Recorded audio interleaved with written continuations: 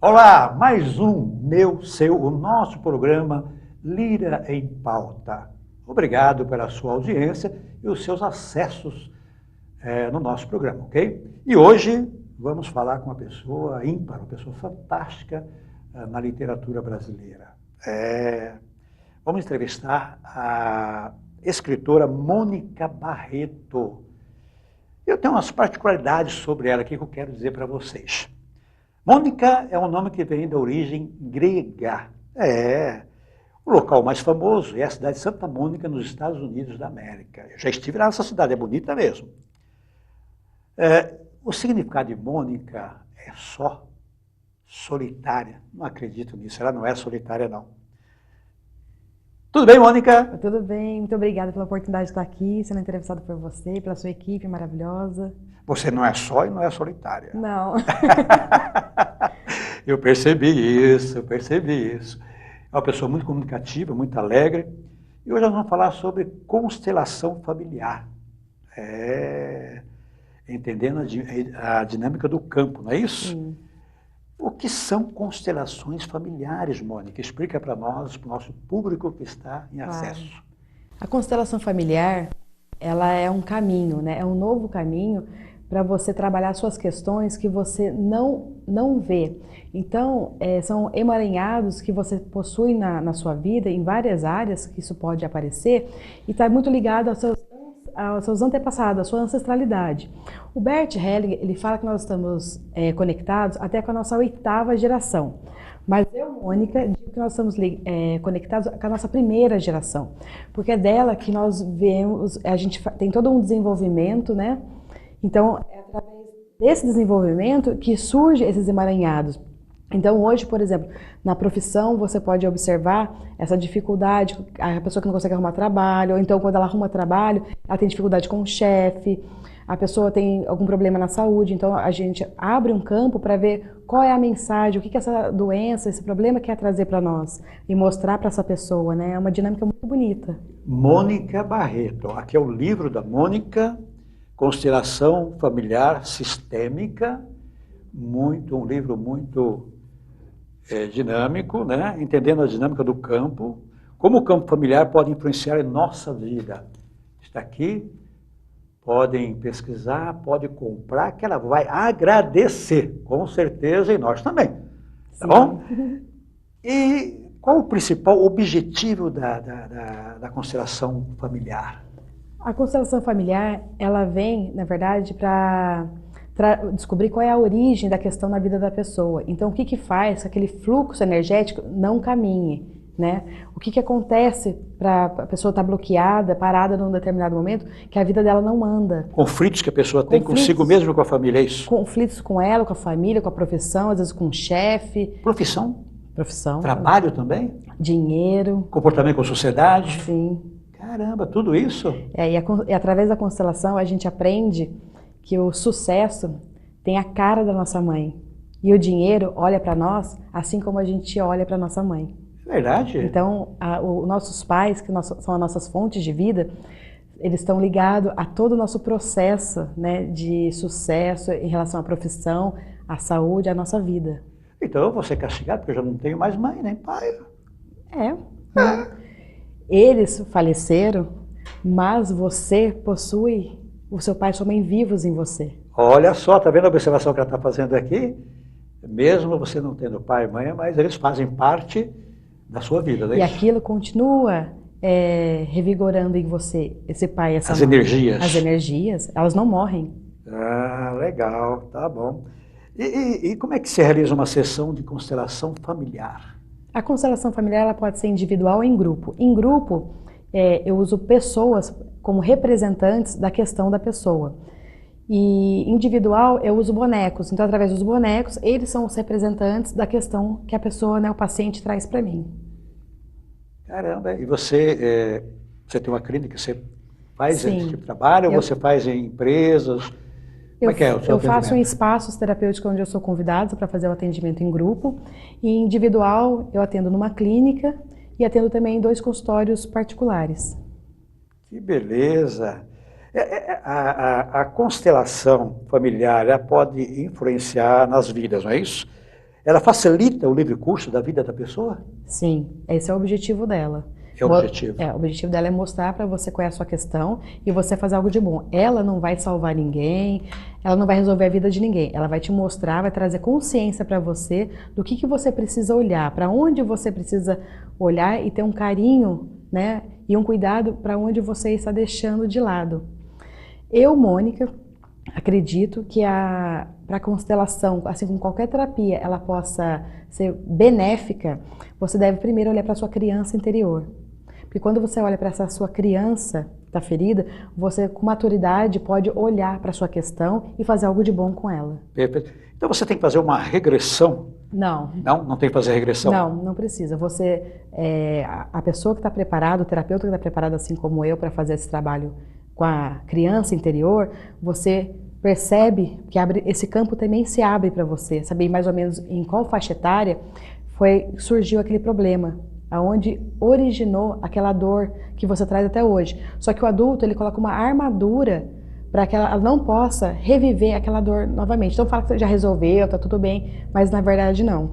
Então quando o paciente vem para o consultório, você consegue perceber a questão aonde está parada. E quando você pega aquela fase da infância ou dentro do ventre materno e faz aquele trabalho, aí sim tem maturidade para receber a constelação, qualquer outra terapia com mais maturidade. E é difícil a pessoa ter essa maturidade, conversando contigo, você fazendo esse atendimento, de você realmente conseguir descobrir essa energia? Na verdade é difícil a pessoa perceber, porque ela acha que já foi resolvido. Igual o senhor falou, minha mãe já faleceu, não tem mais os pais. Então a pessoa acha que não tendo mais os pais, aquilo não influencia na vida dela. Mas influencia, porque nós somos feitos dos nossos pais, né? E os nossos pais são feitos dos pais deles. Então a gente traz uma memória celular, uma memória genética no corpo. Então isso continua reverberando em mim e nas minhas próximas gerações, né, as futuras gerações. Então, não significa que uma pessoa morreu que aquilo acabou, aquilo continua e você precisa olhar. Muitas vezes nós não temos mais os pais, mas a gente ainda guarda uma dor em relação à mãe, ao pai, né? A criança se mete muito nas questões dos pais e aquilo acaba travando a vida dela, porque ela sai do lugar dela para se meter onde ela não dá conta, né? É muito pesado para ela. Tá, isso é só referente aos pais ou também aos familiares? Aos familiares também, a nossa ancestralidade. Então, às vezes, eu estou conectada com um tataravô, um tio, uma tia, e às vezes venho tendo o mesmo comportamento que eles. São pessoas que foram excluídas da família e, de alguma forma, o sistema traz essa pessoa de volta. Porque existem 3 leis universais, né? Isso, vamos lá. A primeira lei universal é do pertencimento, onde todos têm o direito de pertencer. Significa que nada pode ser excluído. A segunda lei é da hierarquia. Então, os que vieram primeiro precedem os que vieram depois. Nós devemos respeitar, né, e honrar todos que vieram antes, certo, independente do que eles fizeram ou deixaram de fazer. E a terceira lei é do equilíbrio, dar e o receber. Então, se o senhor me deu um café, eu te dou o café mais o bolo. Então, sempre quando a gente recebe, para o outro a gente dá um pouquinho mais do que recebeu. Por que muitos relacionamentos não dão certo? Porque um faz demais e o outro recebe demais. Então chama pão da vergonha. Aquele que recebeu demais, ele não consegue equilibrar com aquele que deu. Então ele vai embora. E muitas pessoas acham essa pessoa ingrata, porque ela foi embora, mas na verdade ela não tem condições de equilibrar esse relacionamento. Essa é a parte do equilíbrio. É a parte do equilíbrio. Então, se você dá, se você recebe, você também dá. Não só receber. Que isso traz um desequilíbrio. Perfeito. E o da hierarquia em relação à família? Aos pais? Não só a família, como numa empresa. Uma empresa também? Numa empresa. As 3 leis que regem uma família, regem uma empresa. Então, muitas empresas que não dão certo é porque elas não obedecem essa lei, essa ordem. Então, por exemplo, tem o fundador e tem os filhos que estão assumindo. Eles não respeitam esse fundador, né? Foi o pai ou o tio, sei lá.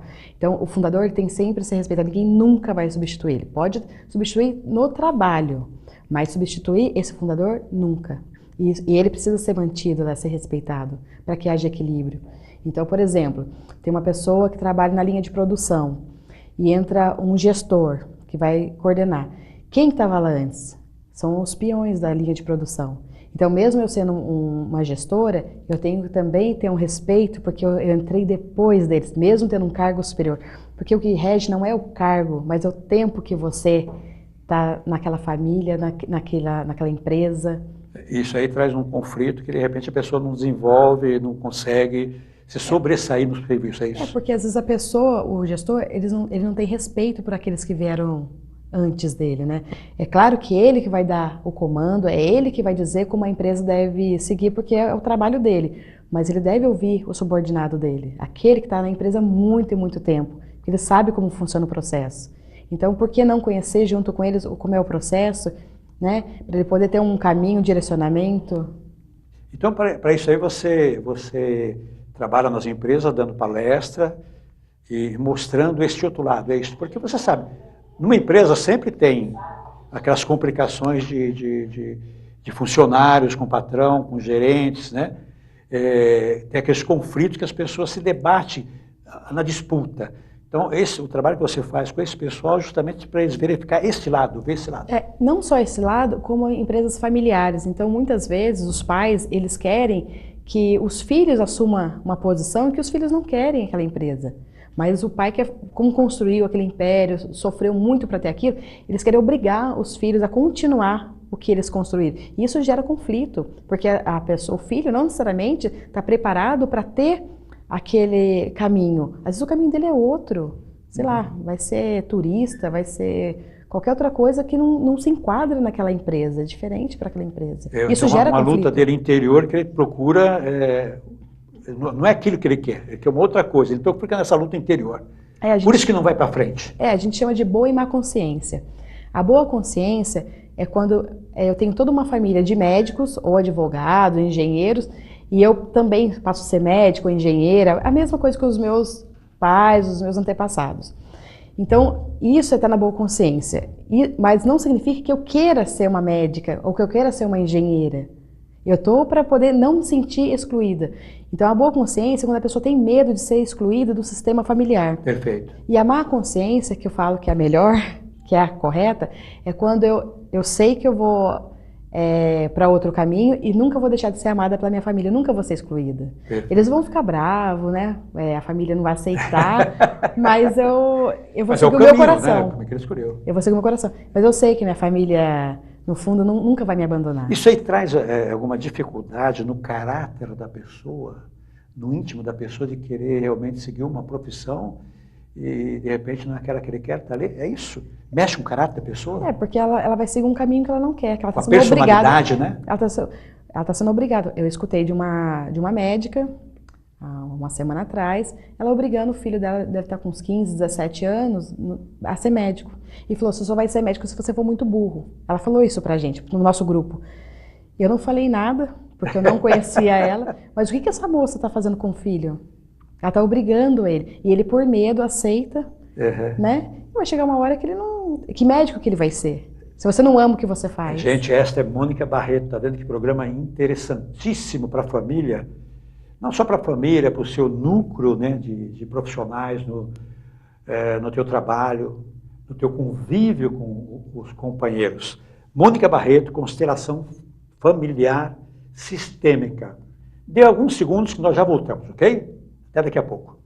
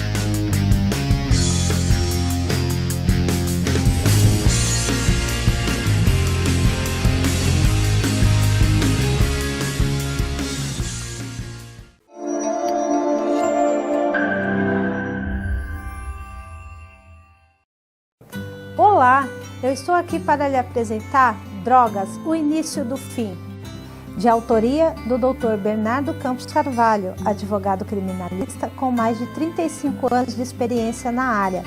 Sabemos que a informação é a maior prevenção. Esta obra é uma ferramenta muito importante no combate às drogas, rica em conhecimento, informação e com depoimentos de ex-usuários que já sentiram na pele o sofrimento do vício. O livro tem por objetivo mostrar que há sempre uma saída.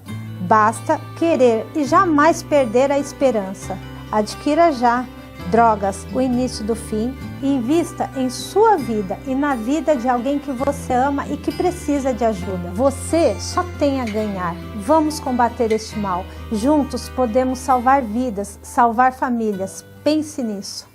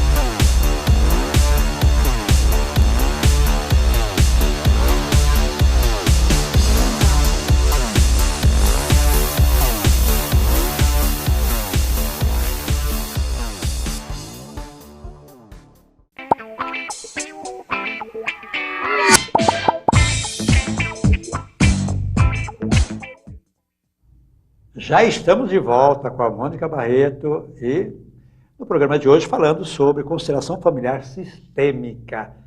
Mônica, como é que foi escrever esse livro e falar sobre esse assunto que é super interessante? Te juro que eu desconhecia esta forma de trabalho.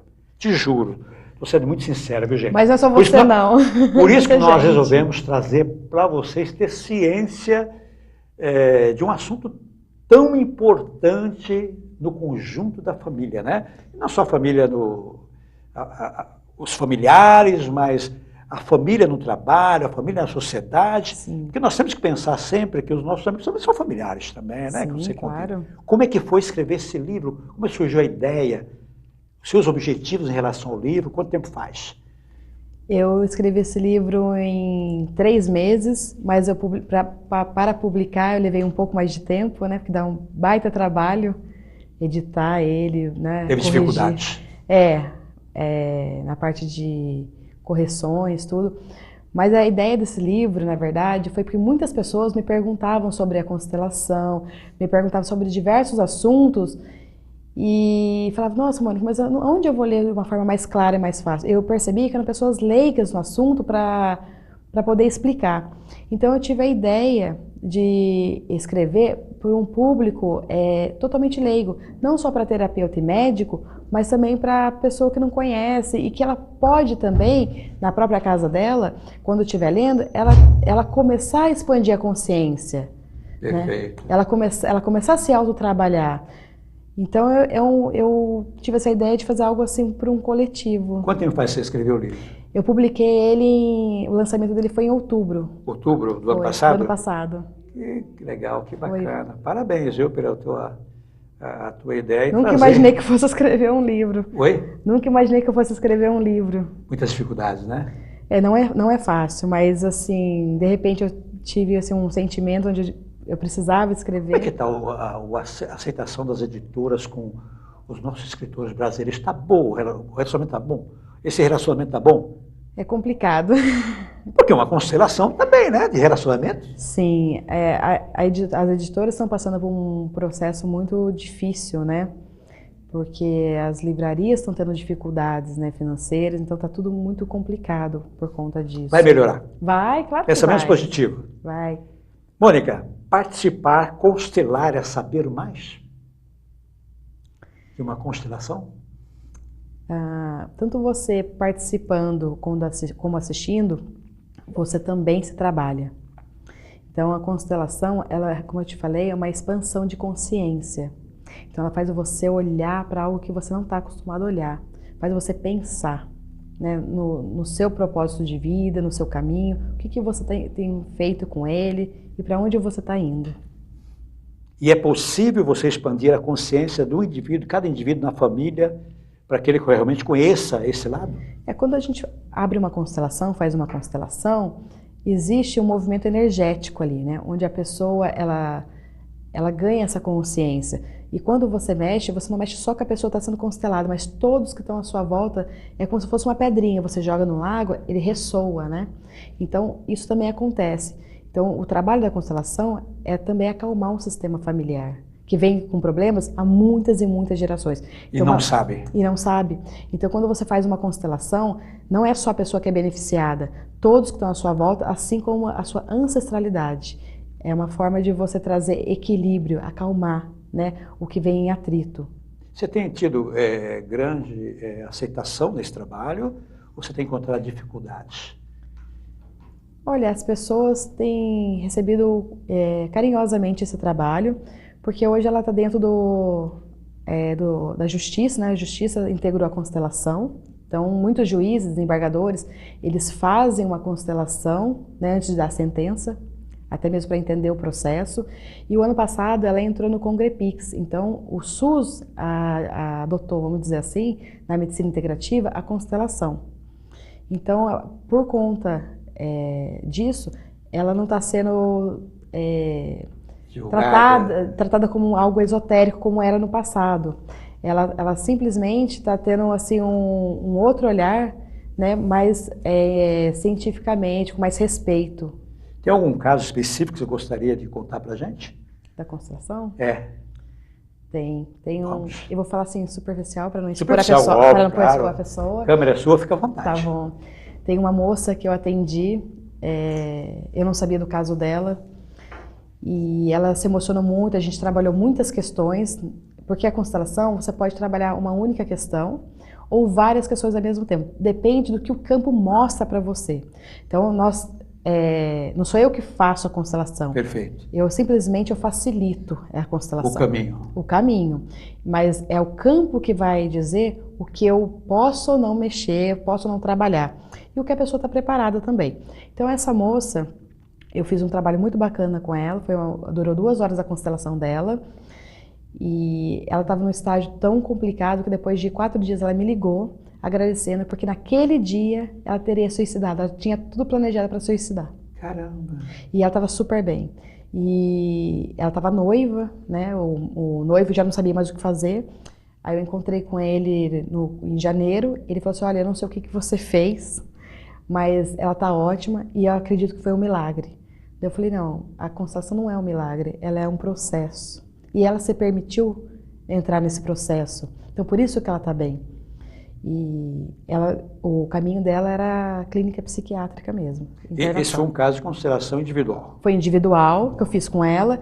Ela casou esse ano, tá muito bem, tá feliz. Beleza. Eu estou muito feliz por ela. Maravilhoso isso, hein? Tem também uma paciente que eu atendo, que eu fiz um movimento com ela. Ela é uma moradora de rua. Ela tomava 7 remédios psiquiátricos tarja preta.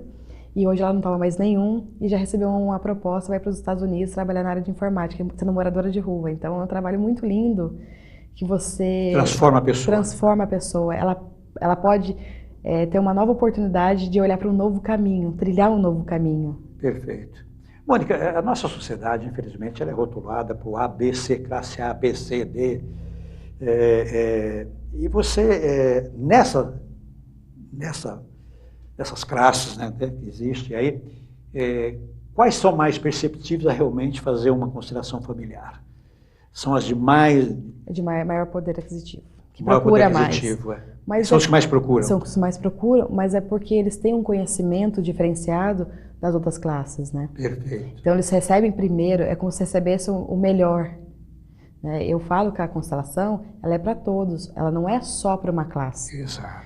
Né? Então, Com certeza. Por isso que a gente precisa da ajuda do governo, do SUS, para deixar mesmo integrar. Porque ela integrou, mas ela não atua ainda. Você não vê nenhum lugar dizendo no SUS, que tem pessoas fazendo constelação. Então, assim, precisa ter pessoas preparadas para fazer esse trabalho. E em nenhum momento eles abriram essa oportunidade para as pessoas que já são consteladores ir lá fazer esse trabalho, treinar essas pessoas. Eu ainda não vi isso. Então, as pessoas que são, vamos dizer assim, né, rotuladas como as mais poder aquisitivo menor, essas têm mais dificuldade em realmente fazer uma constelação. E por isso, às vezes, acontece também muitos casos de suicídios, né, de demências, inclusive, né, pessoas que têm esse problema, né? A gente entra um lado realmente que prejudica espiritualmente a pessoa, né? Sim, na verdade, são poucos os consteladores, né? Então precisa ter mais, assim, pessoas trabalhando para que, em conjunto, a gente possa ampliar esse trabalho. Perfeito.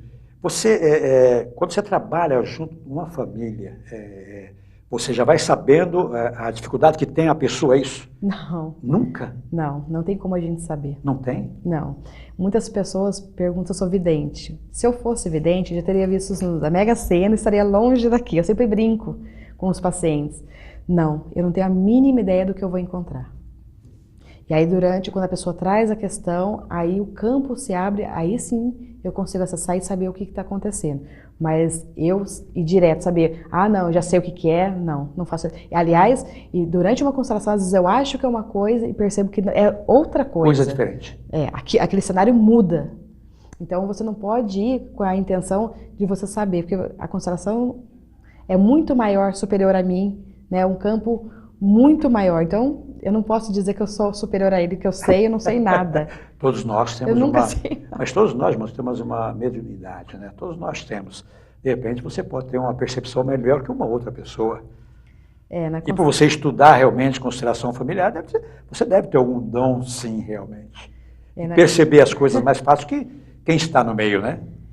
Na constelação a gente não usa nenhum tipo de religião, né? Perfeito. Não misturamos a religião com a constelação e nem usamos não é interessante, dons. Em fato, em momento nenhum, né? Não para não virar uma encrenca, uma confusão, né? Perfeito. Então, até mesmo para ela ser aceita, hoje ela é aceita no direito, então tem juízes fazendo constelação. E em relação ao dom, cada um tem um dom, então cada um tem a sua percepção, mas não significa que nós somos pessoas especiais. Não, somos pessoas que a gente trabalhou, estudou, treinou, né? Eu fiz muito em mim, né? Eu tive que entender muito para depois eu aplicar.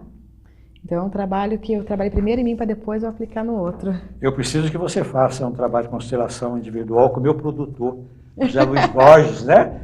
E ele precisa dar uma entrevista para mim aqui como psicanalista. E ele não quer de jeito nenhum. Eu acho que essa parte tem algum problema. Você precisa fazer uma constelação individual com ele. Não, mas ele vai vir, sim. Mônica, se eu conseguir vir fazer a entrevista, ele consegue, com certeza. Mônica, a pergunta é dele.